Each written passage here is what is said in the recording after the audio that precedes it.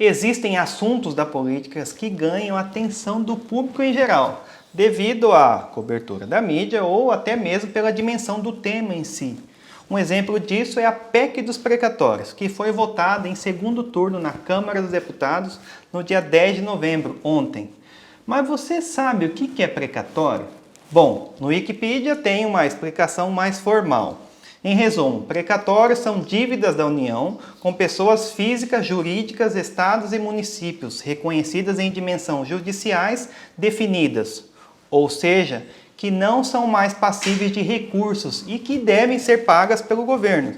Existe uma outra modalidade de precatório aqui que eu vou falar aqui mesmo, sendo um assunto que não deveria estar aqui em vídeos da internet, mas, na minha opinião, como a internet veio para revolucionar e acabar de vez com a corrupção e com as pessoas mais intencionadas, eu vou falar, não tô nem aí. Bom, funciona assim. O cara fez um serviço para a prefeitura e a prefeitura, por algum motivo, não pagou, certo? Um prestador de serviço. Acabou o mandato do prefeito e o novo prefeito entra, certo? E que, por sua vez, herda as dívidas da gestão passada. Às vezes, a gestão passada era de um prefeito de oposição. E o que acontece? O novo prefeito não vai pagar fornecedores da gestão passada. Simples assim. Mas como assim, Canhoda? O prefeito não tem que pagar as dívidas da prefeitura como um todo? Sim, teria que ser assim. Mas não é assim que acontece. As dívidas ficam para trás. E às vezes o atual prefeito não paga a conta e ele fica passando para a próxima gestão, certo? Enfim, existe todo um sistema jurídico, toda uma complexidade, mas de uma forma simples para você entender essa dívida que não foi paga vira um precatório. Falei de uma gestão, mas pode ter dívidas lá de 20 ou 30 anos e o juro sendo atualizado. O grande problema disso é que tem uns investidores que chegam para esse cara que tem para receber e falam, por exemplo, você tem que receber da prefeitura, né? Valor de 500 mil, certo? Fora os juros, né? Sim. Daí o cara fala assim, você quer vender esse precatório para mim, essa dívida para mim? E eu vou te pagar 400 mil à vista, que é uma boa proposta. Daí o cara não tem previsão de receber. Vende o precatório, porque para ele é melhor 400 mil na mão do que os próprios 500 com juros, só que numa data indefinida. Daí o investidor compra a dívida desse cara com a prefeitura e ele, por sua vez, faz as correrias para tentar receber esse precatório quanto antes, da forma que ele articular melhor. Meu candidato, claro que isso tudo que eu falei tem muito mais explicação técnica, jurídica nesse meio. Eu só falei assim para você entender que tem gente que ganha dinheiro comprando precatórios, pois às vezes o comprador consegue fazer com que o credor pague de alguma forma. Isso não é legal, mas enfim, é só para você entender como que funciona o sistema paralelo da política. E para você, candidato de bem, quando você entrar, acabar com isso. Tudo isso que eu falo aqui tem uma finalidade didática, sem partidarismo, sem falar mal de tal político ou aquilo, né? Só quem assiste meus vídeos realmente são os candidatos. Então eu espero que você que está aí assistindo entenda que eu ensino, que eu falo da minha vivência no meio político, eu quero que você veja isso sem paixão partidária, ok? Sem lado. Mas vamos voltar a falar da PEC do precatório, que é o assunto do momento.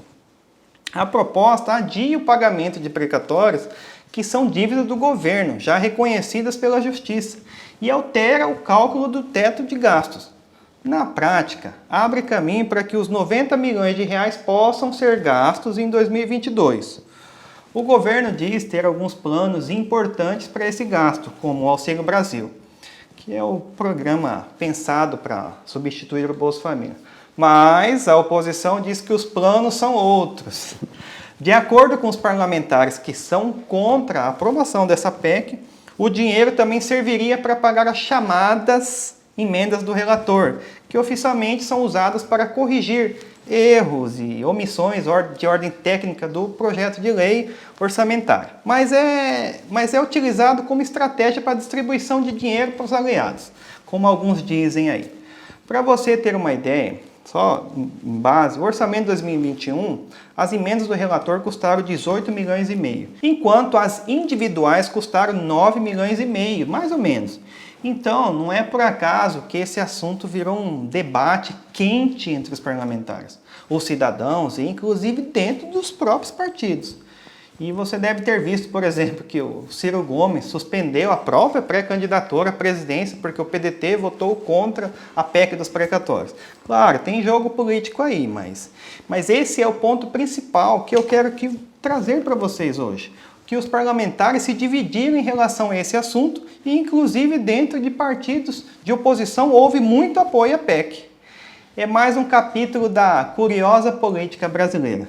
Por exemplo, o PSDB e o DEM, que querem lançar candidatos de oposição ao atual governo, votaram a favor da aprovação da PEC dos precatórios. Isso quer dizer que na política muita coisa é decidida caso a caso, inclusive posições governistas ou de oposição. Para entrar nesse mundo é preciso saber disso e se preparar para ser flexível e para escolher quais batalhas lutar, pois é impossível vencer todas elas.